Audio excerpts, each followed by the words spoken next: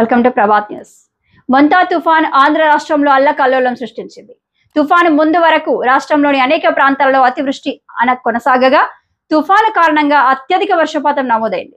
తుఫానుకు గత 3 నెలల నుంచి కురిసిన వర్షాలకే రాష్ట్రంలో పలుచోట్ల పంటలు దెబ్బతిన్నాయి. గోరు చుట్టుపై రోకలిపోటులా రాష్ట్ర ప్రజల గుండెలపై ఈ తుఫాను తీవ్ర ప్రభావాన్ని చూపింది. ఇప్పటికే చాలా చోట్ల రైతుల పంటలు సాగు చేశారు. మరికొన్ని చోట్ల ఇప్పుడిప్పుడే సాగుకు సిద్ధమవుతున్నాయి. కూటమి ప్రభుత్వం వచ్చిన తర్వాత పలు పంచాయతీరాజ్ R&RB రోడ్లు వేశారు. జాతీయ రహదారి పనులు నిరాటకంగా కొనసాగుతూనే ఉన్నాయి. ఈ దశలో ఈ తుఫాను ఆంధ్ర రాష్ట్రానికి అపార నష్టాన్ని కలుగజేసింది. ముఖ్యమంత్రి, రాష్ట్ర మంత్రులు, జిల్లా కలెక్టర్లు, ఎస్పీలు, జిల్లా అధికారులు, ప్రభుత్వ ఉద్యోగులు, సచివాలయ సిబ్బంది, పోలీసులు తుఫానును సమర్థవంతంగా ఎదుర్కొన్నారు. ప్రాణ నష్టాలు నివారించినప్పటికీ అపారమైన ఆస్తి నష్టం జరిగింది. వేల కోట్ల రూపాయలు పంట నష్టం, మౌలిక వసతులకు నష్టాన్ని చేకూర్చింది. చెరువులకు, వాగులకు గన్లు పడ్డాయి, బ్రిడ్జీలు కొట్టుకుపోయాయి, లోతట్టు ప్రాంతాలను ముంచేసింది. ప్రజలను పునరావాస కేంద్రాలలో పెట్టి తాత్కాలికంగా సంరక్షించినప్పటికీ వారి ప్రాంతాలలోని గృహాలను బాగు చేసుకోవడం ఇప్పట్లో సాధ్యమయ్యేది కాదు. ప్రభుత్వం పునరావాస కేంద్రాలలోని వారికి 3,000 రూపాయలను ప్రకటించింది. బియ్యం, పప్పులు, ఇతర నిత్యావసర సరుకులు ఇస్తున్నప్పటికీ జరిగిన నష్టం పూడ్చలేనిది, మాటల్లోనూ చెప్పలేనిది. ఇప్పటి వరకు జరిగిన నష్టాన్ని ముఖ్యమంత్రి చంద్రబాబు నాయుడుకు బుధవారం అధికారులు వివరించారు, అధికారికంగానూ ప్రకటించారు. రాష్ట్రంలో 1,209 పునరావాస కేంద్రాలు ఏర్పాటు చేసి 1,16,000 మందికి ఆశ్రయం కల్పించారు. మొత్తం 249 మండలాలు, 1,434 గ్రామాలు, 48 మున్సిపాలిటీల్లో 18 లక్షల మందిపై తుఫాను ప్రభావం చూపింది. రాష్ట్రంలోని 304 మండలాల్లోని 1,825 గ్రామాల్లో 87,000 హెక్టార్లలో పంటకు నష్టం జరిగింది. 59,000కు పైగా హెక్టార్లలో వరి పంట, పత్తి, మొక్కజొన్న, మినుము పంటలు నేట మునిగాయి. అతి భారీ వర్షాలతో 1,00,000 మందికి పైగా రైతులు నష్టపోయారు. రాష్ట్ర వ్యాప్తంగా 42 పశువులు చనిపోయాయి. వందల సంఖ్యలో పంచాయతీరాజ్ రోడ్లు కొట్టుకుపోయాయి. 14 బ్రిడ్జీలు, కల్వర్టులు భారీగా ధ్వంసమయ్యాయి. 2,294 కిలోమీటర్ల పొడవున R&B రహదారులు దెబ్బతినగా 1,500 కోట్లు నష్టం వాటిల్లింది. రూరల్ వాటర్ సప్లైకు సంబంధించి 36 కోట్లు, ఇరిగేషన్ శాఖకు 17 కోట్ల మేర నష్టం వాటిల్లింది. అయితే ఇవన్నీ ప్రాథమిక అంచనాలు మాత్రమే. మరో 2-3 రోజుల్లో నిర్దిష్టంగా జరిగిన నష్టాలు వెలుగులోకి వచ్చే అవకాశం ఉంది. సురక్షిత ప్రాంతాలకు 9,000 మంది గర్భిణీలు తరలించారు. 2,130 మెడికల్ క్యాంపులను నిర్వహించారు. 297 రహదారులపై వరద నీరు పొంగి ప్రవహిస్తుండగా వాటిని దారి మళ్లించేలా చర్యలు చేపట్టారు. మొత్తం 380 చెట్లు రహదారులపై విరిగిపడగా అన్నింటిని తొలగించామని యంత్రాంగం ప్రకటించింది.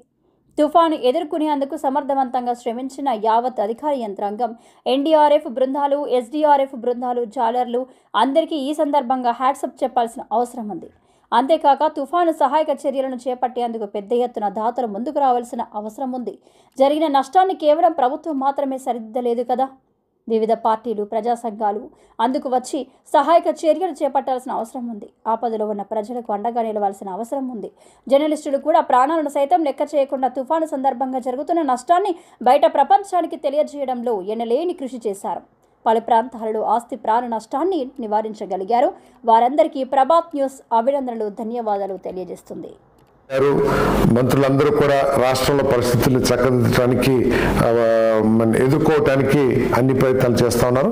మరి నేను కూడా ఏలూరు కలెక్టర్ గారితోనూ, అదేవిధంగా బాపట్ల కలెక్టర్ గారితో కూడా మరి చర్చించడం జరిగింది.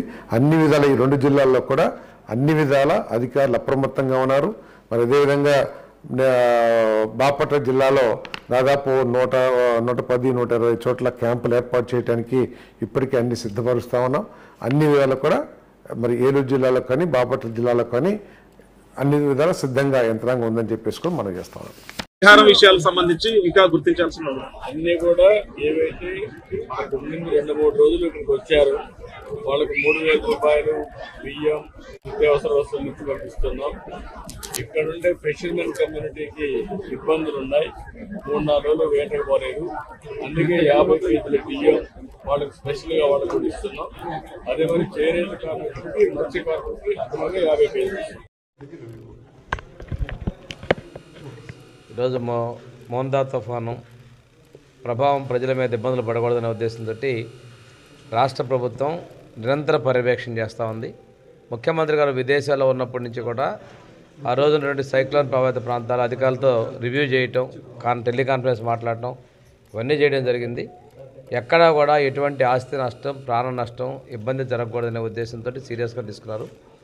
అనునిత్యం ఇవాళ కూడా ముఖ్యమంత్రి గారు సచివాలయంలో ఉండి రివ్యూ చేస్తూ ఉన్నారు. ఇప్పుడే అందరూ కూడా ఇక్కడ ఫోన్ అలర్ట్ వచ్చింది, ఇక్కడ మీకు గాలులు ఉంటాయి, ఎవరు ప్రయాణాలు పోవద్దని చెప్పేసి.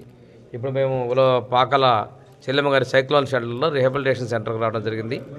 ఇక్కడ ఉన్నటువంటి ఏర్పాట్లు కూడా చూస్తే వాళ్ళు కూడా సంతృప్తికరంగా ఉన్నారు. మైగ్రేషన్లో వచ్చినటువంటి వాళ్ళు ఈరోజు మనం అన్ని విధాల చర్యలు తీసుకున్నాం. జిల్లా కలెక్టర్ గారు అనునిత్యం